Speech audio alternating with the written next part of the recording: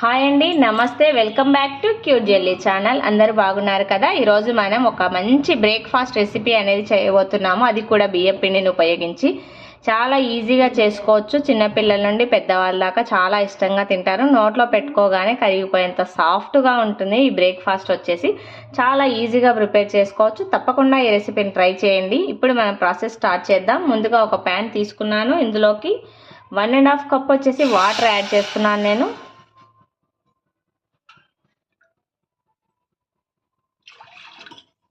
Cup water add చేసిన తర్వాత ఒక టీ స్పూన్ వచ్చేసి పంచదార యాడ్ చేస్తున్నాను. పంచదార యాడ్ చేసిన తర్వాత ఒక పావు స్పూన్ ఉప్పు వేస్తున్నాను. అదేవిధంగా ఒక స్పూన్ వచ్చేసి ఆయిల్ కూడా యాడ్ చేస్తున్నాను. ఈ వాటర్ అనేది మనకు చక్కగా బాగా రోలింగ్ బాయిల్ అవ్వాలి. మనకి ఈ విధంగా వాటర్ బాగా రోలింగ్ బాయిల్ అవుతున్నప్పుడు 1.5 కప్ వచ్చేసి వాటర్ యాడ్ చేసుకున్నాం కదా. 1.5 కప్ వచ్చేసి బియ్యం పిండి అంటే రైస్ ఫ్లోర్ని యాడ్ చేసుకోవాలి.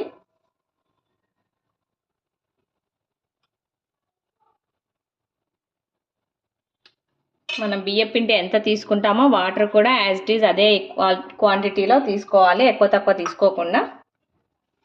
ఇప్పుడు మనం మంటని సిమ్లో ఉంచుకొని బాగా చక్కగా ఈ పిండి అంతటిని మనకి ఎక్కడ పిండి ముద్దలు లేకుండా చక్కగా మిక్స్ చేసుకోవాలి.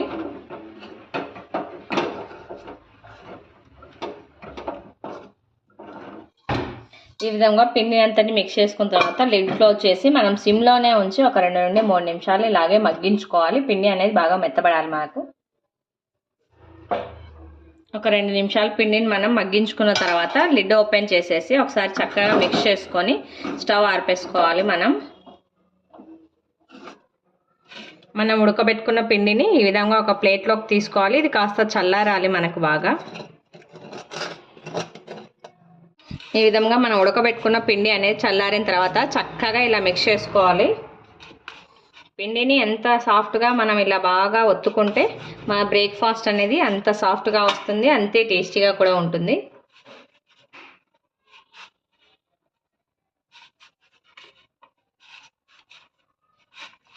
చేతికి కొద్దిగా ఆయిల్ అప్లై చేసుకోవాలి.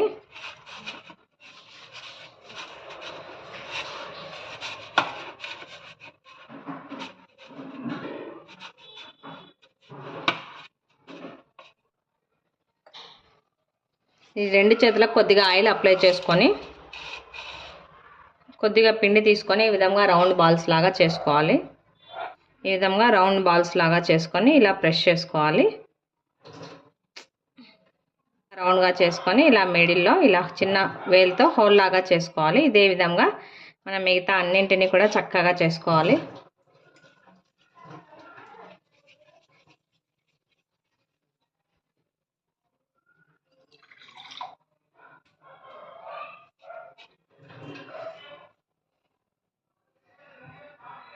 ఈ విధంగా మనం అన్నింటినీ చక్కగా చేసి పెట్టుకున్న తర్వాత ఒక బొర్రెల గిన్నె తీసుకొని కింద కొద్దిగా ఆయిల్ అనేది అప్లై చేసుకోవాలి.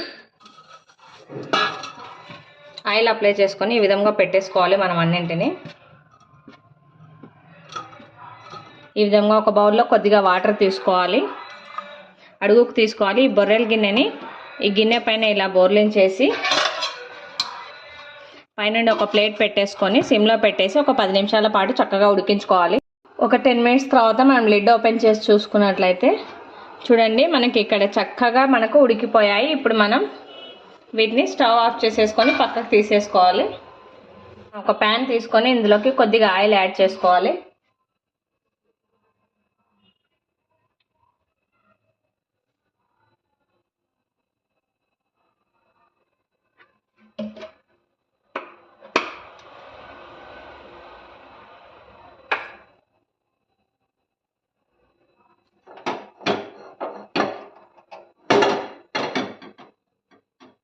ఆయిల్ అనేది మనకు కాస్త హీట్ అవ్వాలి. ఆయిల్ మనకు కాస్త హీట్ అయిన తర్వాత ఇందులోకి కొద్దిగా పోపు దినుసులు యాడ్ చేసుకోవాలి. ఈ పోపు దినుసులతో పాటు కొద్దిగా కరివేపాకు కూడా యాడ్ చేస్తున్నాను.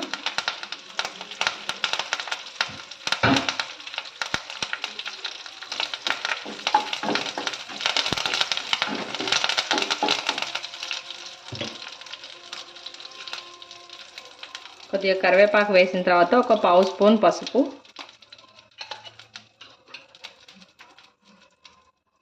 మళ్ళీ ఒక పావు స్పూన్ వచ్చేసి ఉప్పు,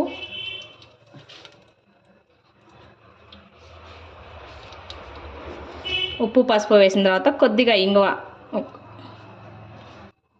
ఒక హాఫ్ స్పూన్ వచ్చేసి కారం వేస్తున్నాను. కారం వేసి వెంటనే ఒకసారి మిక్స్ చేసుకోవాలి. మనకు కారం అనేది త్వరగా మాడిపోతుంది. వెంటనే మనం ఈ ఆవిరికి ఉడికించుకున్న వీటిని ఆయిల్లోకి వేసి చక్కగా మిక్స్ చేసుకోవాలి. ఆయిల్లో వేసి మిక్స్ చేసుకున్న తర్వాత ఇందులోకి ఒక 1 స్పూన్ వచ్చేసి పుట్నాల పప్పు అనేది యాడ్ చేస్తున్నాను నేను. పప్పుల పొడి కూడా వేసి ఒకసారి మిక్స్ చేసుకొని మనం స్టవ్ ఆఫ్ చేసేసుకోవాలి. వెంటనే ఈ విధంగా పప్పుల పొడి, ఈ ఉప్పు, కారము, ఇంగువ వేయడం వల్ల మంచి టేస్టీగా ఉంటుందన్నమాట. ఈ బ్రేక్ఫాస్ట్ రెసిపీ చాలా ఈజీ అండ్ టేస్టీ కూడా, చాలా సాఫ్ట్గా ఉంటాయి. బియ్యపిండితో ఈ విధంగా ఇన్స్టెంట్గా బ్రేక్ఫాస్ట్ రెసిపీ అనేది రెడీ చేసుకొని చాలా ఇష్టంగా తింటారు పిల్లలైతే. ఒకసారి తింటే మళ్ళీ వదిలిపెట్టరు అనమాట. అంత టేస్టీగా నచ్చుతుంది పిల్లలకు కానీ పెద్దవాళ్ళకి కానీ. చాలా సింపుల్ ప్రాసెస్ అండి. తప్పకుండా అందరూ ట్రై చేయండి. ఈ రెసిపీ కనుక మీకు నచ్చినట్లయితే లైక్ చేయండి, షేర్ చేయండి. తప్పకుండా అందరూ సబ్స్క్రైబ్ చేయండి. Thanks for watching.